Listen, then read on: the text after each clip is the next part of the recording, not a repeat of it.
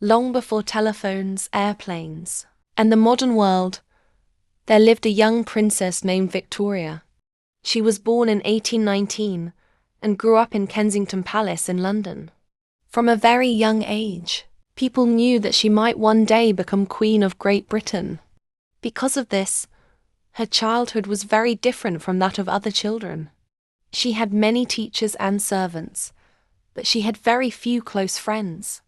Her mother and her advisors wanted to protect her, so they watched almost everything she did. Victoria often felt lonely. She loved reading books, drawing pictures, playing the piano, and walking in the palace gardens. Even as a young girl, she dreamed of making her own choices one day.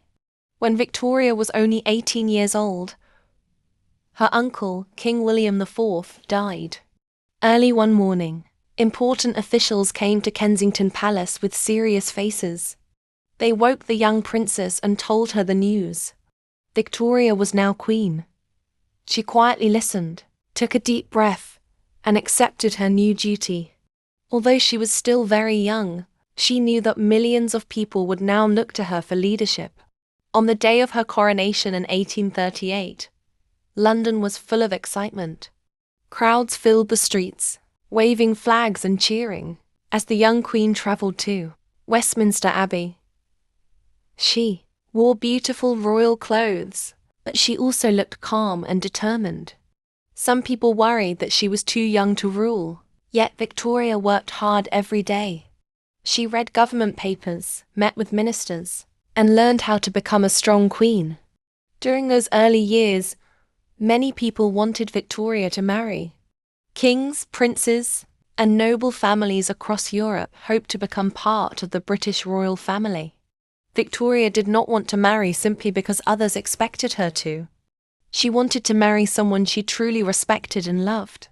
There was one person she had known since childhood. His name was Prince Albert of Saxe-Coburg and Gotha. Albert was kind, intelligent, and hardworking.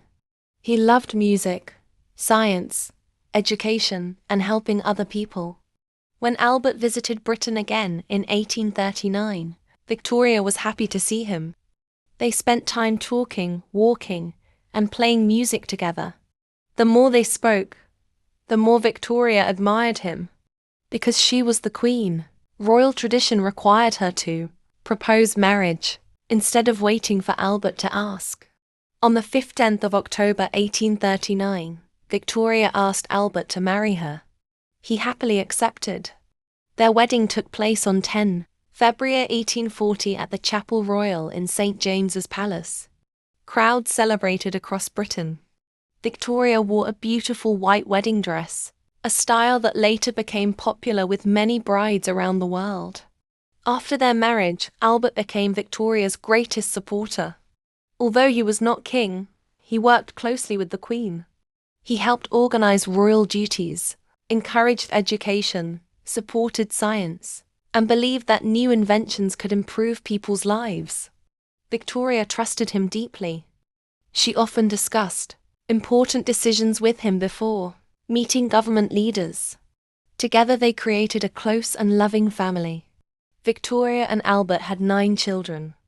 Their home was often busy with laughter, lessons, games, and family meals. Although they lived in magnificent palaces, Victoria wanted her children to enjoy a warm family life. She loved spending time with them whenever her royal duties allowed. Albert also believed that children should learn responsibility, honesty, and kindness. As the years passed, Britain changed quickly. Railways connected cities, factories grew larger, and new inventions appeared every year. One of Albert's greatest achievements was helping organize the Great Exhibition of 1851. It was held inside the famous Crystal Palace in London. People from many countries came to see amazing inventions, beautiful art, and new machines. The exhibition became a great success and showed how much the world was changing during Victoria's reign. That even happy lives can suddenly change. In 1861, Prince Albert became seriously ill. Despite the care of doctors and the love of his family, his health became worse. On the 14th of December 1861, Albert died at only 42 years old. Victoria's heart was broken. She had lost not only her husband but also her closest friend and trusted advisor. For many years after Albert's death, Victoria wore black clothes as a sign of mourning. She rarely attended public celebrations and often wrote about how much she missed him. Some people criticized her for staying away from public life, but her grief was real and very deep. Even during her sadness, Victoria continued to serve her country. She met with government leaders, signed important documents, and remained queen through many difficult years. Gradually, she returned to more public events. The people of Britain welcomed her warmly whenever she appeared. They saw not only a queen but also a woman who had experienced great love and great loss. As time passed, Victoria became known as the grandmother of Europe because her children and grandchildren married into many royal families across the continent. Her family connections reached many countries, making the British royal family one of the best-known royal families in the world. Queen Victoria ruled for more than 63 years, one of the longest reigns in British history at that time. During her reign, Britain experienced enormous change. Cities grew larger, technology advanced, and the British Empire expanded across many parts of the world. On the 22nd of January 1901, Queen Victoria died at Osborne House on the Isle of Wight. She was 81 years old. Millions of people across Britain and beyond mourned her passing. She was buried beside Prince Albert, the man she had loved throughout her life. Their story was not only about crowns and palaces. It was also about friendship, trust, family, duty, and lasting love. Today, Queen Victoria remains one of the most famous monarchs in history.